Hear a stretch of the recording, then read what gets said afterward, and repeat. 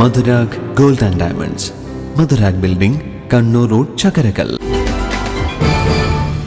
കേന്ദ്ര സർക്കാരിന്റെ സ്വച്ഛ് സർവേക്ഷൺ പുരസ്കാരം നേടാൻ മട്ടന്നൂർ നഗരസഭയെ പ്രാപ്തരാക്കിയവർക്കുള്ള അനുമോദനം ഓഗസ്റ്റ് 14 നടക്കും. വൈകിട്ട് 4 മട്ടന്നൂർ കൈലാസ് ഓഡിറ്റോറിയത്തിൽ മന്ത്രി എം.ബി. രാജേഷ് പരിപാടി ഉദ്ഘാടനം ചെയ്യും. K Shailaja MLA. അധ്യക്ഷത വഹിക്കും. നഗരസഭ നടപ്പാക്കുന്ന നിർമ്മല ഭവനം നിർമ്മല നഗരം പദ്ധതി കളക്ടർ അരുൺ കെ. വിജയൻ ഉദ്ഘാടനം ചെയ്യും. കോടതി പരിസരത്ത് നിന്നും നഗരത്തിലേക്ക് ഘോഷയാത്രയും നടക്കും. ജനപ്രതിനിധികൾ, രാഷ്ട്രീയ പാർട്ടി പ്രതിനിധികൾ, നഗരസഭാ ജീവനക്കാർ, ശുചീകരണ വിഭാഗം ജീവനക്കാർ, ഹരിതകർമ്മസേന, കുടുംബശ്രീ പ്രവർത്തകർ തുടങ്ങിയവർ പങ്കെടുക്കും. തുടർന്ന് ഗാനമേളയും ഉണ്ടായിരിക്കുമെന്ന് ചെയർമാൻ എൻ ഷാജിദ് വാർത്താസമ്മേളനത്തിൽ അറിയിച്ചു. ആഗസ്റ്റ് മാസം 14 വൈകുന്നേരം 3:30 മട്ടന്നൂർ റവന്യൂ ടവർ കേന്ദ്രീകരിച്ചുകൊണ്ട് ഒരു അനുമോദന ഘോഷയാത്രയും തുടർന്ന് ഒരു അനുമോദന സദസ്സ് കൈലാസ് ഓഡിറ്റോറിയത്തിലുമാണ് പ്ലാൻ ചെയ്തിട്ടുള്ളത്.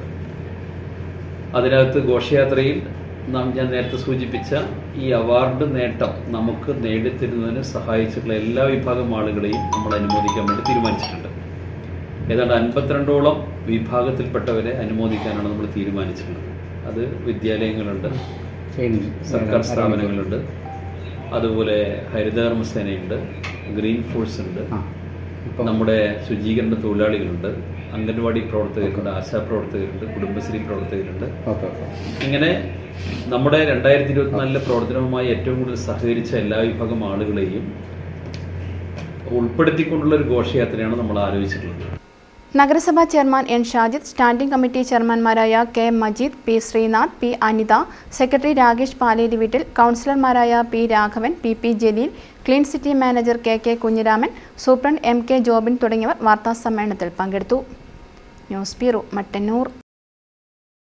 കരുതലിന്റെ സ്നേഹസ്പർശം. AKG memorial cooperative hospital, Kannur.